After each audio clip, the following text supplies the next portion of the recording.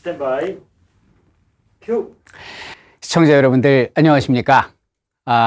이 땅에서 24년째 역사를 공부하고 강의하고 있는 설민석입니다. 신흥 고수 팍침, 내가 바로 한국사 암기왕. 제가 EBS에서 강의가 아닌 다른 방송으로 이렇게 여러분들께 인사를 드리는 건 처음이 아닌가 싶은데요. 제가 경험한, 체험한 조금은 특별하고 소중했던 그 여정을 소개하기 위해서입니다. 석 달 전이었는데요. 지난 8월이었습니다. 무더운 여름이 한창이던 그때였는데, EBS 특집 다큐 제작진 여러분들이 저를 찾아와 주셨어요. 그리고 이제 저한테 좀 다소 뜬금없이 이런 질문을 던지셨습니다. 독도를 다녀온 적 있느냐? 그 질문을 받는 순간 10여 년 전의 기억이 떠올랐어요.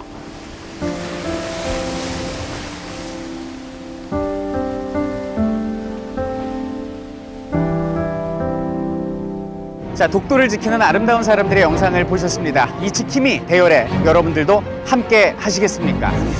자, 독도 지킴이 대열에 우리 가족들도 함께 합니다.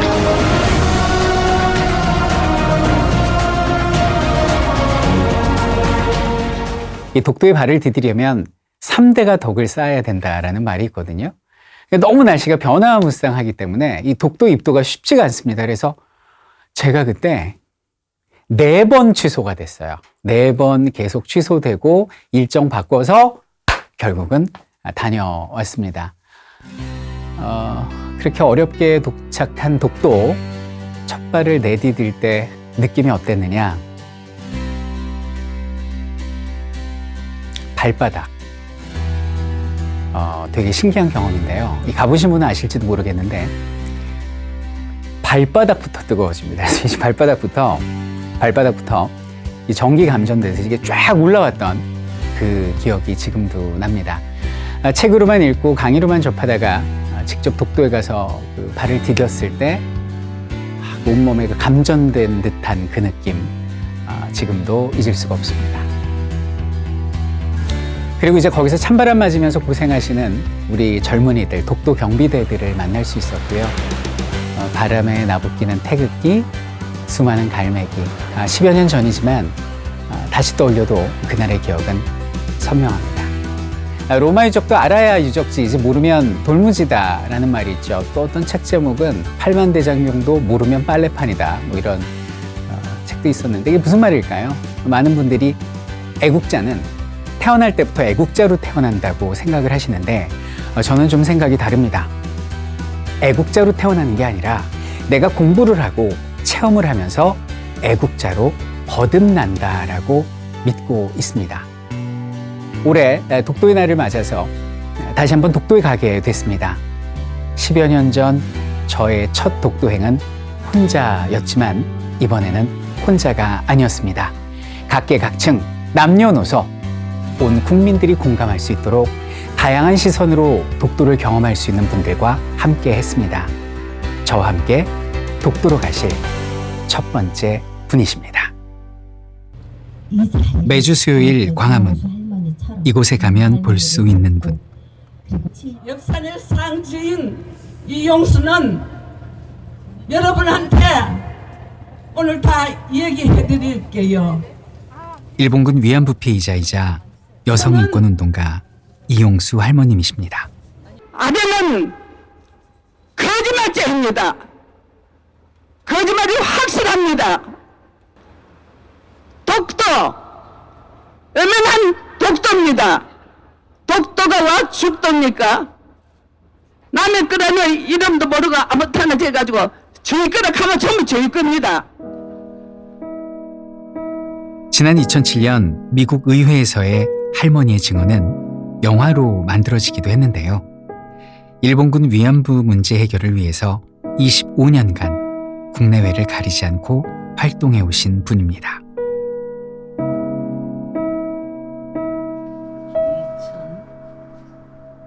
할머니께선 요즘 사소한 것들이라도 열심히 기록해 놓으려고 하십니다. 올해 92세, 어쩌면 그리 시간이 많지 않을지도 모른다는 조급함 때문이실까요? 기가 막혀서 웃지도 울지도 못하겠네요. 라면서. 지금 19명인가 그렇고요. 20명 안 되지 싶은데. 그래 일부는 다 죽기를 가고 아유 이제 지쳤어요. 지쳤는데 사전을 받아야 돼요. 사전을 받아야 되는데 어느 정도 산다는 계약이 없잖아요. 예? 그래서 나이도 이제 워낙 했으니까 조금 좋은 일도 하고 싶은 거 하고 갔으면 좋겠다 하는 생각이 요즘에는 그런 생각이 들어요. 할머니에겐 오랜 소원이 하나 있습니다. 언젠가는 하며 미뤄뒀던 일인데요. 바로 독도에 다시 가보는 것입니다. 나와 같이 독도가 얼마나 피해를 당고 있어요. 그래서 내가 가서 위로도 해주고 싶어요. 타야 되고. 갑자기 외출을 서두르시는 할머니. 이게 제일 좋아. 이거 됐네. 아니 이거 했어 이거.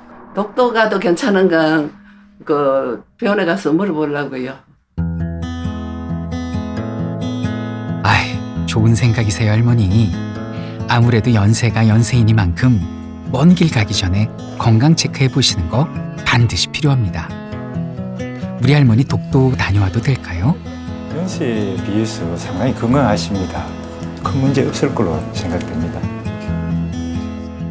와, 다행이네요. 이용수 할머니 독도 입도 준비 완료. 이번에 소개할 친구는 제가 너무나 아끼는 저의 제자이기도 합니다. 수많은 역사 강의를 할 때마다 항상 염두에 두는 것이 있습니다. 이 정확한 지식을 전달하는 것도 중요하지만은 제 강의를 듣는 학생들에게 올바른 역사 의식을 심어주는 것인데요. 이 친구와의 인연도 사실은 거기에서 시작이 됐습니다. 어느 날 TV에서 한 초등학생이 독학으로 배운 영어로 그 일본군 위안부 피해자 할머님들의 아픔을 알리는 길거리 연설을 하는 것을 보게 됐습니다. 너무 놀랐어요. 아니, 어떻게 저렇게 기특한 생각을 했을까? 저는 그 친구가 그 방송에서 무슨 영어 신동으로 나왔었는데요. 전 그 영어 실력도 실력이지만 그 친구의 어떤 의식, 이런 부분에 완전히 그 팬이 돼버렸어요. 그래서 제가 이제 직접 연락을 했죠. 그 학생을 만났습니다. 그런데 만나고 보니까 이 친구가 이제 제 강의를 듣고 역사에 흥미를 갖게 됐다는 거예요. 정말 뿌듯한 순간이 아닐 수 없었습니다. 그래서 독도를 누구와 함께 갈까 하다가 그냥 딱 이 친구가 생각이 난 거죠.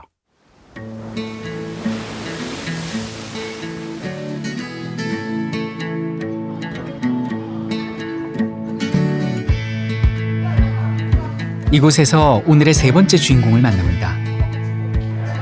그냥 진지할 때 진지하고 장난스러울 때 장난스러운 친구예요. 발표회 같은 거 그때는 그럴 때는 진지해지고요. 다른 때는 특이해요. 믿음직한 친구예요. 친구들의 이야기처럼 초등학교 6학년 또래들과 별반 다름없이 평범해 보이는 이 친구가 바로 기범입니다. Hello, ladies and gentlemen. 자, 그런데 이 영상을 한번 보시죠. 10살 소년의 이 영어 연설 장면은 큰 화제가 됐습니다. Follow me. 방과 후에도 기범이는 항상 역사책을 손에서 놓지 않습니다.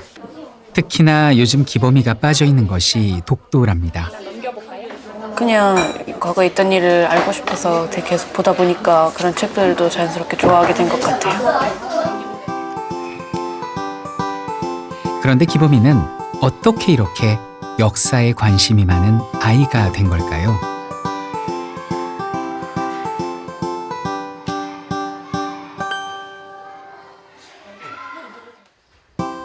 집에 와서도 틈만 나면 인터넷으로 역사 강의를 듣는 기범이.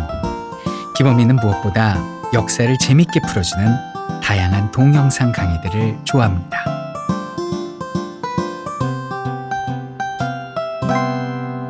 옛날에 설민석 선생님의 강의 들으면서 영화 강의 같은 거 듣고 그래서 명량 이런 영화 같은 거 들으면서 영화에 관심이 생겼던 것 같아요. 저와의 첫 만남이네요. 저랬던 기범이가 벌써 6학년이 됐습니다. 기범이가 역사 공부를 열심히 하는 데는 나름의 이유도 있습니다. 우리 역사를 세계로 알리고 싶은 그런 마음이 있어가지고 역사랑 공부를 되게 재밌으면서도 열심히 하는 것 같고, 그래서 그러다 보니까 역사 공부랑 영어 공부도 자세히 되고 관심도 더 가지게 되는 것 같아요. 세계에 알리고 싶은 우리의 역사.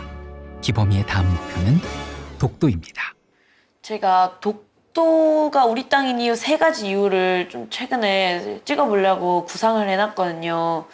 그래서 제가 그거를 찍고 또 편집도 하고, 그래서 유튜브 같은 데나 올리고, 아니면 올리지 않더라도 그냥 저장이라도 하려고 그런 컨텐츠를 한번 구상해보고 있어요. 소녀상에 이어 2번째, 영어로 우리 역사 알리기. 기범이의 독도 영상. 과연 성공할 수 있을까요? 독도에 가본 적이 있나요? 독도는 가본 적은 없는데 한 번쯤은 꼭 가보고 싶었어요. 태어나서 처음으로 독도에 가보게 될 기범이. 얼마나 설레고 얼마나 기대가 될지.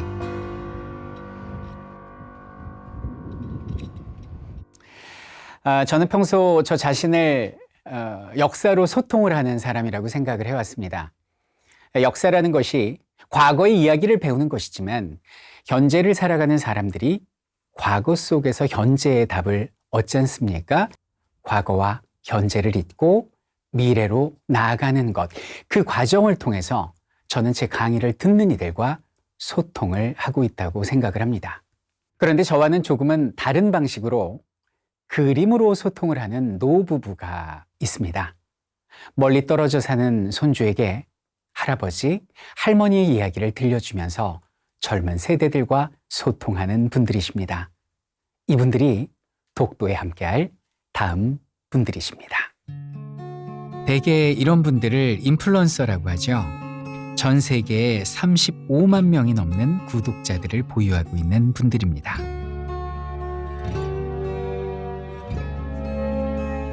소소한 일상을 그린 그림으로 SNS에서 소통하고 있는 이찬재, 안경자 부부입니다.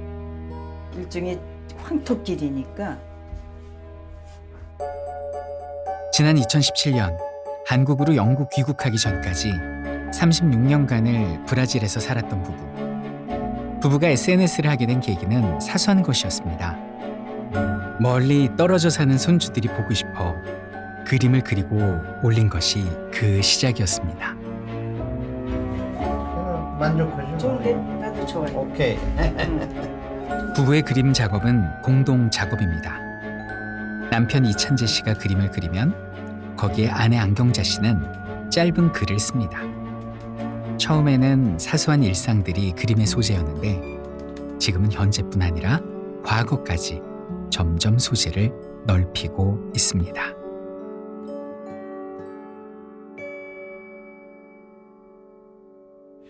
우리 세대는 우리나라 근대사예요, 그대로. 저희는 1942년생이니까 태어났을 때 이미 한국 사람이 아니었죠. 일본 국적으로 태어났을 거 아니에요. 이름도 저는 이름이 일본 이름이잖아요. 교과서에서 글로 배우고 학교에서 칠판을 통해서 선생님을 통해서 배운 거는 그냥 그건 공부예요. 근데 이렇게 들으니까 살아있는 역사, 생생하고. 70대 노부부는 당신들이 경험한 것들을 젊은 세대들에게 들려주는 것 또한 의미 있는 일이라 생각했습니다. 그래서 계획했던 일 중에 하나가 독도였습니다.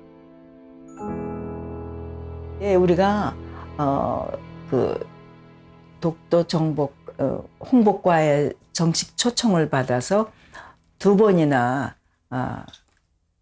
날씨 때문에 못 갔어요. 예, 처음에는 아예 여기서 출발도 안 했고, 2번째는 후포라는 데로 거기서 배를 타고 간다고 해서 손주, 딸 데리고 5 식구가 후포에까지 갔어요. 그래서 하룻밤 자고 그리고 아침에 달래니까 떤 배가 못 뜬다고. 비도. 괜히 비용만 만드는 거. 특히 국제학교 선생님이셨던 안경자 씨에게 독도는 남다르게 다가옵니다. 그런데 어쩌다가 독도만 나오면은 애들이 울고불고 난리를 피는 거예요. 막 달려와서 걔네들이 이렇다고 그러고 선생님이 이렇다고 교과서에 놨다는데 그게 정말이냐고 그러고 막 이래요. 독도라는 거를 가서 현장에서 보고 여태 그 국제학교에서 겪었던 그 아이들의 갈등, 내가 그걸 가서 보고 와서 애들한테 교육을 시켰다면, 그 자리에 있었다면 내가 어떻게 말을 했을까. 브라질 국제학교에서의 경험을 안경자 선생님이 얘기해 주셨는데요. 자, 이번에는 미국입니다. 미국의 우리 젊은 세대들을 대상으로 역사 바로 세우기 운동을 활발히 하고 계신 분이 있습니다. 이분을 보면 진정한 노블레스 오블리주라는 말이 떠오르는데요. 자, 어떤 분인지 만나러 가보겠습니다.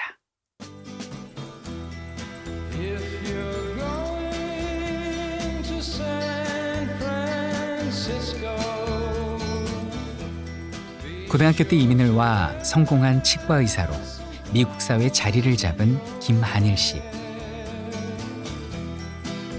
그는 일본군 위안부 문제를 전 세계에 알리는 활동에 앞장서 왔습니다. 지난 2017년 미국 대도시로는 최초로 샌프란시스코에 위안부 기림비가 설치됐는데요. 조각가를 8번이나 찾아다니면서 물심양면으로 후원을 아끼지 않은 그가 있었기에 가능한 일이었습니다. 뿐만이 아닙니다. 그가 운영하는 치과병원입니다.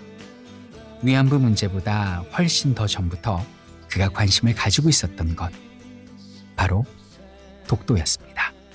이제 제가 독도에 대해서 이제 관심이 가진 게 아마 8년 전입니다. 10월 24일 2012년 구글은 독도 코리아를 이제 리앙크루 돌섬으로 잘못 표기를 했습니다. 그가 이렇게 독도 이름 찾기에 적극적으로 나서는 이유. 그래서 저 아들도 이제 또 아마 6학년 때 저한테 물어보더라고요. 걔 또 공부를 하니까는 대학 이게 뭐냐고. 왜냐하면 이제 한국이 있고 그다음에 이제 한국이 있고 거기에 이제 일본이 있고 그다음에 중국, 소련이 있고 근데 여기 있는 게 왜 Sea of Japan이야. 그 조그만 어린 애 눈에도 그게 이제 왜 뭐 다른 에이셔 씨든지 다른 걸로 안 하고 왜 Sea of Japan. 그래도 저도 그때 좀 가슴이 조금 웅크랬고 잘못된 것 같다. 우리가 아니면 누구도 나서주지 않고 지금 바로잡지 않으면 부대까지 대물림 되기 때문입니다. 지난 8년간 그는 정말 갖가지 방법들을 동원했습니다. 제가 이것도 한 1000장 정도 만들었어요. 이게는 범퍼인데 이제 차 뒤에다 스티커에다 이거 붙이는 거 있잖아요. 자비를 들여 대형 5개 광고판도 설치했습니다. 독도 빌보드입니다. 아마 4, 5년 전에 그때 또 독도 캠페인을 했을 때 이제 제가 이것을 붙인 건데 이게 어디냐면은 베이브리지 바로 그 방향입니다. 지금 미국이 세계에서는 최강대국입니다. 경제적, 정치력으로. 근데 여기서 태어난 우리 2세, 3세들이 중학생이 되고 또 고등학생, 대학생이 되고 이 사람들이 나중에 사회에 나가서도 이제 이런 문제가 있었을 때 항상 이런 이제 보통 이제 많은 주류사회 친구들이 있을 때 이런 걸 항상 서포트를 할 수가 있기 때문에 굉장히 중요하다고 생각하고 있습니다.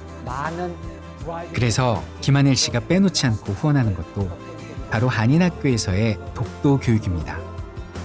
미국 사회에서 성장하는 우리 후손들에게 제대로 된 역사의식을 심어주기 위해 노력하는 김한일 씨. 그가 바로 독도에 함께 갈 5번째 분입니다. 자, 그리고 마지막 동행자이십니다. 이분과 함께 할 수 있어서 누구보다도 제가 든든합니다. 역사학자로 저에게 많은 가르침을 주신 바로 저의 스승님이십니다. 동북아 역사재단의 이사장이시자 한국을 대표하는 근대사학자이신 김도형 선생님. 저와 함께할 이번 독도 여정의 마지막 탑승자이십니다.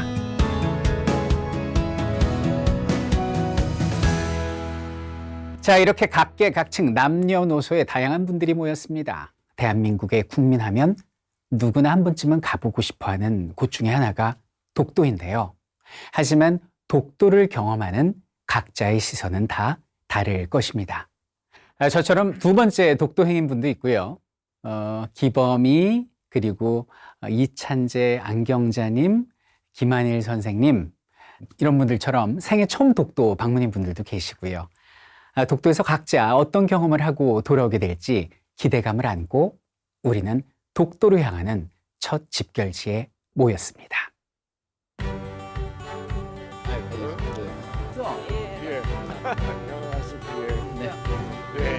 독도는 우리 땅!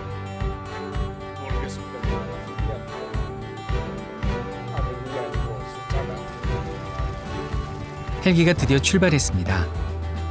배가 아닌 헬기로 가는 독도는 저도 처음인데요. 다들 새로운 경험에 긴장도 되고 기대도 되는 눈빛이죠. 첫 번째 여정은 울릉도입니다. 독도를 가기 위해서는 반드시 거쳐가야 하는 곳이죠. 울릉도는 독도의 본섬이자 형제와 같은 섬입니다.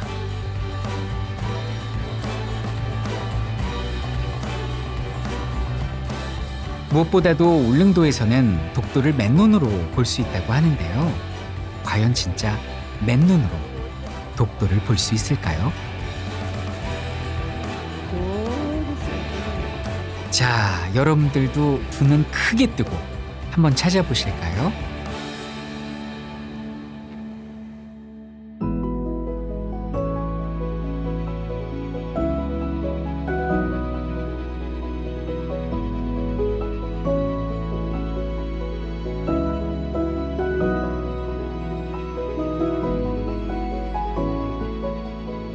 저 멀리 희미하지만 보이시죠? 네, 바로 우리의 땅 독도입니다. 살아갈 때는 자기 눈에 보이는 건 자기 생활거리잖아요. 네.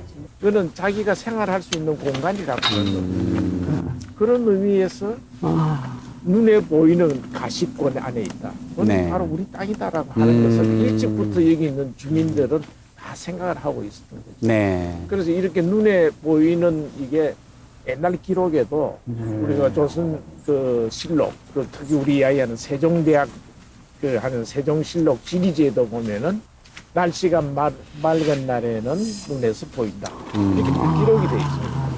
그러니까 조선시대 때부터도 이미 독도가 우리 땅이라고 하는 것을 참 해서 다 기록에 다 남겨져 있습니다. 아, 그러면 의문이 배란간에 생기는데요. 그러면 일본 영토에서는 독도가 보일까요, 안 보일까요? 전혀 안 보입니다. 오. 일본에서 여기 지금 독도와 제일 가까운 게 일본 사람들이 주장하는 게 그게 그 옥기섬이라고 하는 섬이 있는데 그 옥기섬에서의 거리하고 울릉도에서 독도 거리를 비교를 하면은 거의 한 2배 가까이. 어이구야. 예, 일본이 훨씬 멀리 있는데. 독도가 보인다. 실제 울릉도와 독도의 거리는 87.4km. 하지만 눈으로 직접 확인한 독도는 그보다 훨씬 더 가깝게 느껴집니다. 잠이 없었어요. 그래서 잠약을 먹고 잤는데도 잠이 안 왔어요. 그래서 새벽부터 3시부터 일어나가 준비해가 있었어요. 네. 너무 좋습니다. 진짜 잘 왔습니다. 이러니까 오늘 참 날씨가 좋아서 아까 우리 서 선생님 말씀하셨던 것처럼 공덕을 많이 쌓아서 진짜 이렇게 맑은 날에 독도를 볼 수 있었던 것만 해도 아주 큰 다행으로 생각합니다. 처음 와봤어요. 네, 전날 유난히도 날씨가 화창했는데요. 그 덕분에 우리들의 첫 여정이 더욱 순조로울 수 있었습니다.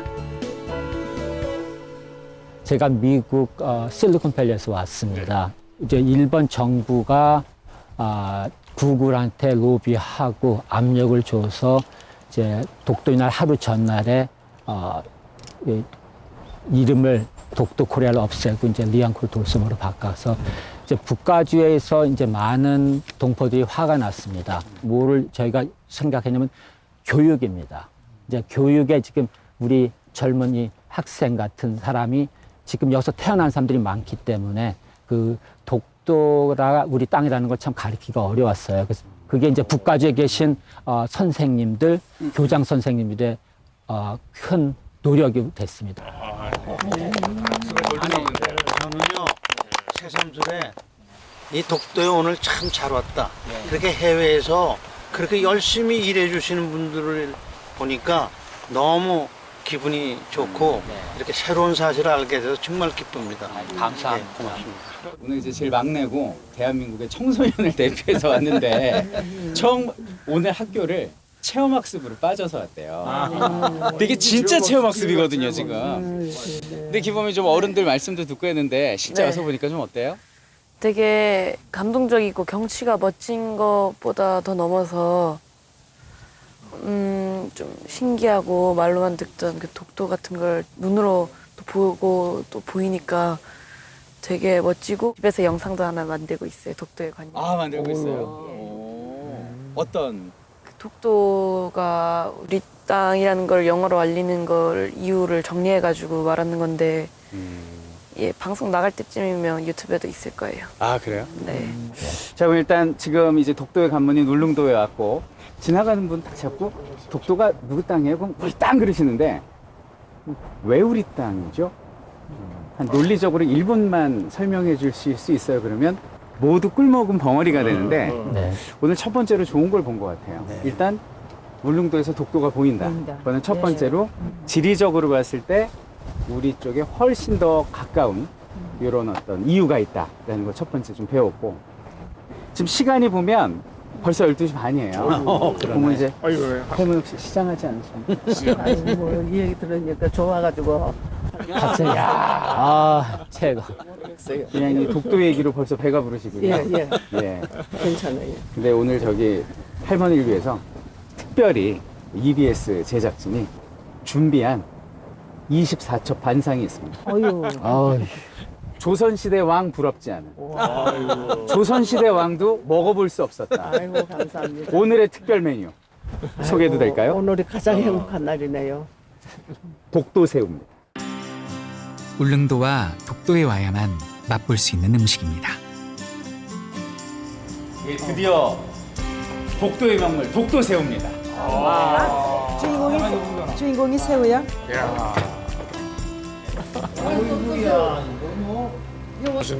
저는 처음인데요, 독도새우. 청와대에서 뭐 있잖아요. 트럼프 대통령이 왔을 적에 네네. 제가 이제 청와대로 들어갔어요. 들어갔는데 아베가 하는 얘기가 뭐하러 할머니로 초대했느냐고. 진짜요? 건방지잖아요. 예? 아베가 그랬어요? 예, 아베가. 근데 그 아베가 쓸데없는 걱정을 많이 하더라고요. 박사님 미국 계시면 좀 이런 게 많이 그립지 않으세요? 한국 그렇죠. 한국 음식을 많이 안 먹으니까 굉장히 맛있습니다. 예. 오늘 여기 자리에서 온 게 정말 마음이랑 가슴이 호강스럽습니다. 입이랑. 예. 그러면 이 새우는 이게 독도에서만 먹을 수 있는 새우죠? 독도새우. 울릉도 독도에서. 청와대 만찬에까지 오르며 사람들의 관심을 받은 독도새우. 과연 맛은 어떨지 궁금하시죠? 처음 먹어보는 맛인데 정말 맛있어요. 저 그 제주도에서 딱새우라는 새우가 있는데 그 새우도 생으로 회로 먹거든요. 그 새우랑 맛이 비슷하면서도 뭐 고급지고 오동통한 그런 맛이에요. 야 정말 좀 감칠맛과 달아요. 네네. 그리고 식감도 너무 오동통 좋아서 그냥 저는 양념장에 찍어 먹지 않고 그냥 그 맛을 느끼는 것도 좋은 것 같습니다. 저도 전날 처음 독도새우를 먹어봤는데요. 저뿐 아니라 모두가 만족한 그런 맛이었습니다. 태어나서 먹은 새우 중에 제일 맛있어요. 독도새우라고 불리는 이 새우의 정식 명칭은 도화새우입니다. 복숭아꽃처럼 화려하고 예뻐서 붙여진 이름인데요. 울릉도와 독도 주변 비교적 차가운 수심에 150m에서 300m까지의 바다에서만 산답니다. 독도새우는 물 밖으로 나가면 바로 죽어버려서 살아있는 생생한 새우를 먹으려면 이곳 울릉도까지 와야 한답니다. 동력선이 없던 시절, 과거에는 이 육안으로 섬이 보이고요. 이 오고 갈 수 있으면 그것이 바로 생활 공간이었습니다. 자, 맨눈으로 보이는 독도는 그야말로 자연스럽게 울릉도 주민들의 생활 터전이었던 것이죠. 이러한 지리적 접근성이야말로 독도가 우리의 고유 영토라는 반박하기 힘든 증거입니다. 자, 우리는 그 증거를 눈으로 직접 확인하고 드디어 독도로 향했습니다. 울릉도에서 독도까지 헬기로는 30여 분. 드디어 독도가 보입니다. 망망대해에 우뚝 솟아있는 두 개의 작은 바위섬. 발밑까지 다다르니 마음은 다시 경건해집니다.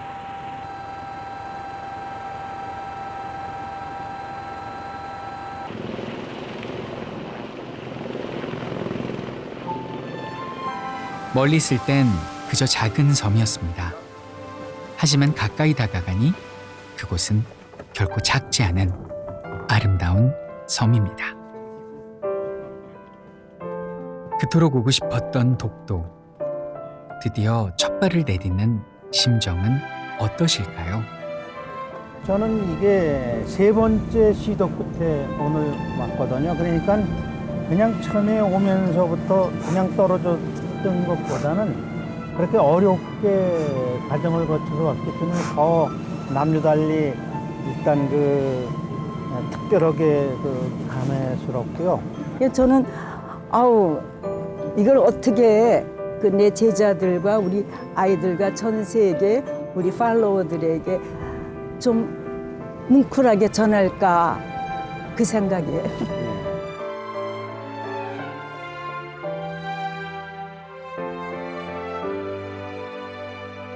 다들 쉽지 않은 길이었지만 특히 김한일 씨에게는 더 감회가 남다릅니다.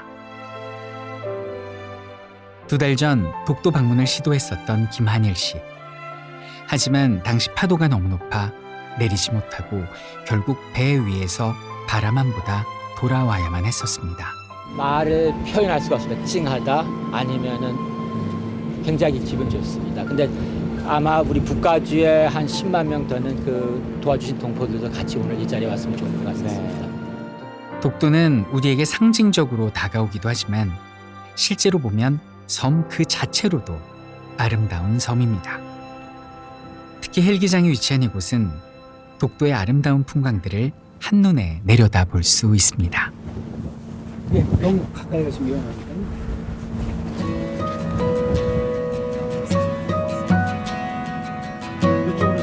뒤로도 가게 돼. 오늘따라 팬님도 빨리 안 넘어가시고 써주시네. 감사합니다.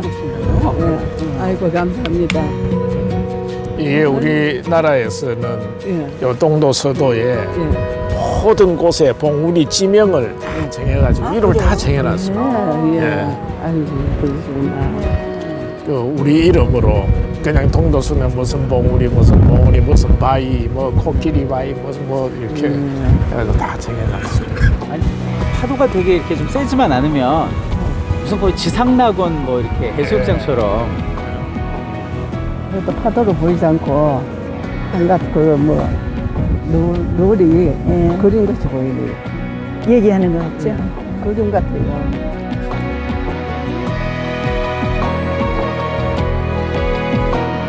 독도는 수백만 년 전 해저에서 분출된 용암이 굳어져 만들어진 화산섬입니다. 그래서 섬의 80% 이상이 가파른 경사면과 기암 절벽으로 이루어져서 독특한 풍광을 낳고 있습니다. 독도는 동도와 서도 두 개의 섬으로 이루어져 있고 그중 동도의 방문객들을 맞이할 수 있는 선착장이 있습니다.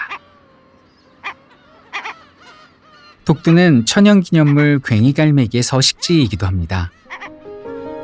독도의 바다는 한류와 난류가 만나 플랑크톤이 풍부한 천혜의 어장이기도 하지요.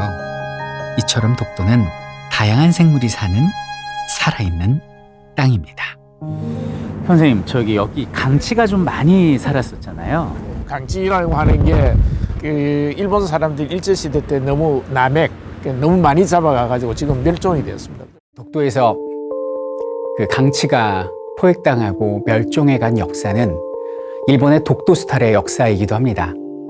독도의 강치에 대한 본격적인 포획은 나카이 요자부로라는 일본의 한 어부에 의해서 본격적으로 시작이 됐습니다. 나카이 요자부로는 강치 독점권을 얻기 위해서 독도를 주인 없는 섬이라고 주장을 했고요. 일본 정부는 이것을 근거로 독도를 자신들의 영토로 불법 편입시킵니다. 그렇게 1905년부터 8년간 일본인에게 포획당한 강치의 수만 해도 1만 마리가 넘는데요. 우리가 역사를 배우는 이유는 과거를 통해 현재의 답을 얻기 위해서입니다. 독도를 지키던 강치는 결국 일본에 의해서 멸종당했지만 강치를 통해서 우리가 기억해야 할 것은 다시는 그런 역사가 반복되지 않아야 한다는 것입니다. 근데 확실히 이게 나라가 힘이 없으면 뭐 이렇게 직접 피해를 당하시고 가슴 아파하시는 우리 할머니도 계시지만은 이 사람뿐만 아니라 그 나라에 사는 동물들까지도 그렇게 피해를 당하네요. 강치는 멸종당하고 또 그 삽살개가 우리나라에 한 200만 마리가 도살됐지 않습니까? 예, 이 독도경 미대에 삽살개가 지금도 있어요. 독도의 삽살개가 유일하게 우리를 이 독도를 지키는. 이 독도 수비대가 사람만 있는 게 아니네요. 지금은 강치 대신 우리의 토종개, 삽살개 2마리가 독도를 지키고 있습니다. 삽살개는 예로부터 애군을 쫓는 개라는 뜻으로 우리 민족의 사랑을 받아 왔는데요. 삽살개가 독도를 지키고 있으니 정말 든든합니다. 이제 정상에서 내려와 독도를 천천히 한 바퀴 둘러봅니다. 그런데 얼마 가지 않아 바위에 굳게 새겨져 있는 글귀를 보게 됩니다. 어떤 비바람에도 지워지지 말라는 뜻에서일까요? 암각에 새겨진 영토 표지입니다. 글귀가 새겨지기까지 얼마나 많은 희생과 고초가 있었을까를 생각하면 저절로 걸음이 멈춰지고 고개가 숙여집니다. 이용수 할머님은 표지를 향해 큰 절을 하셨습니다. 간절한 마음으로 절을 하고 기원을 드리는 할머니. 할머니는 어떤 기도를 올리셨을까요? 깊이 밝히는 이 독도를 일본한테 망언을 당했으니까 저 상령이에요. 북한 같은 입장인데 상령이시잖아요. 그래서 상령 앞에 걱정 마시고 이 문제가 반드시 해결될 테니까 우리 나라는 독도를 가지 마시고 제가 해결하겠습니다.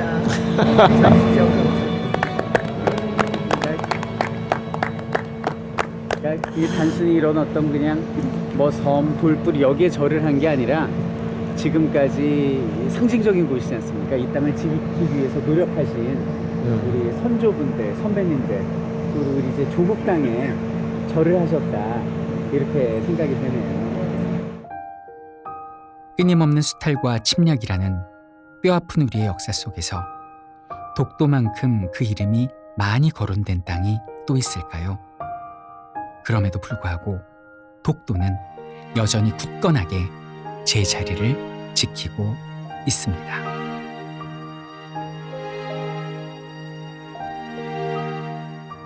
독도의 존재가 이용수 할머니에겐 큰 위안입니다. 16살 꽃다운 나이에 힘없이 일본군에게 끌려가 가진 고초를 겪으면서도 할머니가 버틸 수 있었던 것은 진실이라는 이름의 희망이었습니다. 어떤 왜곡 앞에서도 굳건히 자리를 지키는 당신과 꼭 닮은 독도를 보며 할머니는 다시 힘을 얻습니다. 6.25 와중에 우리가 정신이 없을 때에 일본 사람들은 여기다 수시선을 보내가 자기 것처럼 이렇게 한 거예요. 그러니까 여기 울릉도에 있는 주민들이 직접 사람들을 모아가지고 여기 와가지고 힘으로 일본 온 걸 막아서 지켰어요. 그 우리 흔히 이제 그 독도 경비대라고 하는 수호대, 독도 수호대가 결성이 된 거죠. 그 울릉도 주민들이. 예. 그렇게 해서 그게 1953년 4년이 때. 전쟁 직후로군요. 예, 그러니까 우리는 6.25 전쟁을 뭐 정신도 없는데 일본이 그것도 가져가려고 그랬어요. 그래서 이 우리가 독도는 요 한국영으로 새기고 지금 태극기는 그냥 해방이 되었다고 우리한테 그냥 자연스럽게 돌아온 게 아니고 이걸 지키기 위한 사람들의 무수한 사실상 희생과 그 이 피와 땀의 그 투쟁의 역사가 있는 겁니다. 예. 그래서 그런 게 해서 이렇게 한국영이라고 이렇게 자랑스럽게 새길 수 있었던 겁니다. 그러니까 이 주권이라는 게 저절로 주어지는 게 아니네요. 그럼요. 주권은 아는 사람이 지켜야만 있는 겁니다. 예. 독도는 아주 작은 섬입니다. 그래서 사실 그 섬을 다 둘러보는 데는 몇 시간 걸리지 않습니다. 하지만 독도를 자세히 들여다보면 이야기는 달라집니다. 구석구석 새겨진 표석이라든지 흔적들, 그리고 독도를 지키고 쓰러져간 수많은 이들의 흔적을 보고 있노라면 걸음은 결코 쉽게 옮겨지지 않습니다. 지금 우리가 누리는 권리, 평화는 공짜가 아닙니다. 독도 구석구석에 새겨진 그 수많은 피와 땀과 눈물이 있었기에 독도는 우리 땅이라는 외침도 가능할 수 있었습니다. 독도. 한 번에 쉽게 올 수 있는 길이 있었다면 소중함도 덜했을 것입니다. 모두가 열심히 눈에 담고 가슴에 새기며 추억 쌓기에 여념이 없습니다. 이용수 할머니는 독도 경비대를 방문했습니다. 손자 같은 젊은 청년들이 이 먼 곳까지 와서 독도를 지키고 있는 모습이 할머니는 대견하면서도 고맙습니다. 경비대원들도 TV로 보던 이용수 할머니를 직접 만나 뵙게 돼서 반가운 모양입니다. 할머니의 따뜻한 격려가 쑥스러우면서도 경비대원으로서는 뿌듯한 그런 순간입니다.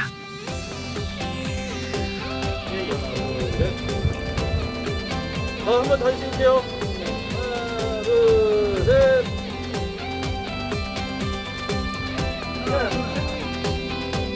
저는 가져간 책을 드렸습니다. 드릴 것이 책밖에 없었지만 작은 정성이 남아 노고의 위로가 되었으면 하는 마음이었습니다.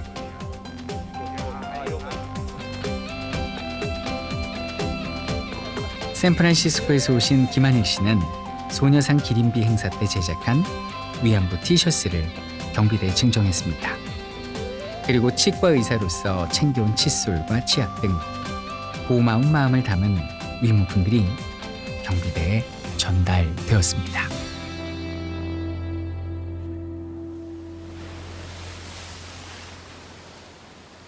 이제 독도에서의 허락된 시간이 얼마 남지 않았습니다. 내내 에너지 넘치시던 이용수 할머니께서 조금 지치시나 봅니다. 할머니는 걷기가 힘드셔서 잠시 쉬시기로 하시고 나머지 일행들은 부지런히 독도를 여행합니다.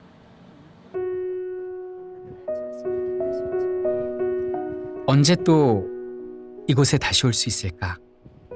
머릿속으로만 그리고 상상하던 독도를 처음 만난 느낌을 저는 지금도 잊지 못합니다.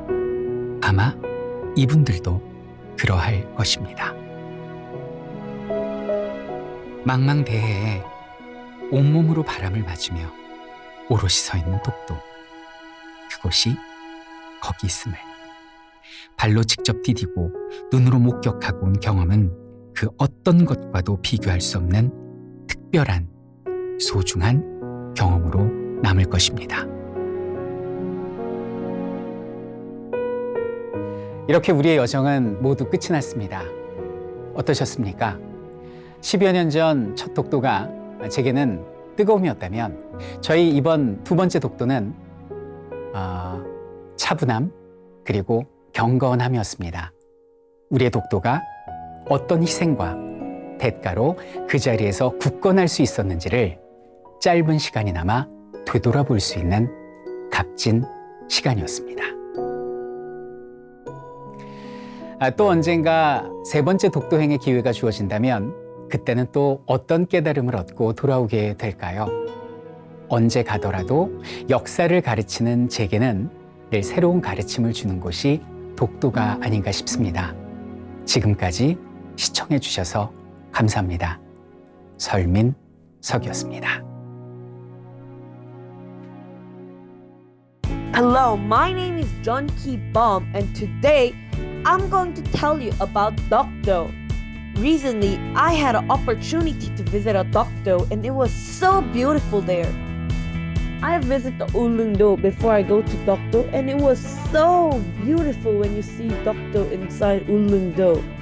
But the closest island to Dokdo in Japan is Oki Island, and you can never see Dokdo inside Oki Island. When it was 1900, Gojong, the Korean king, said Dokdo belongs to Korea.